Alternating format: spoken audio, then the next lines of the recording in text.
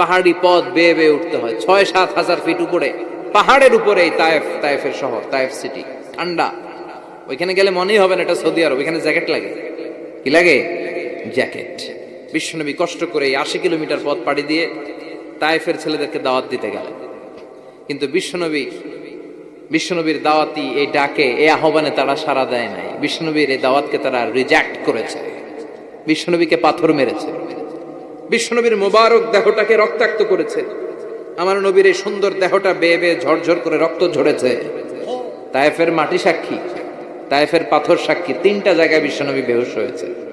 এখনো ওখানে গেলে স্থানীয় লোকরা বলে, বংশ পরম্পরায় ওরা জেনে এসেছিল যে এই জায়গাগুলোতে বিশ্বনবীকে আঘাত করা হয়েছে। এখনো লোকজন দেখায় এখানে পড়েছিল বিশ্বনবী, ওখানে পড়েছিল, ওখানে পড়েছিল, ওই খেজুর বাগানে বিশ্বনবী লুকিয়েছিল। আজও ওখানে খেজুর বাগানই করে রাখছে।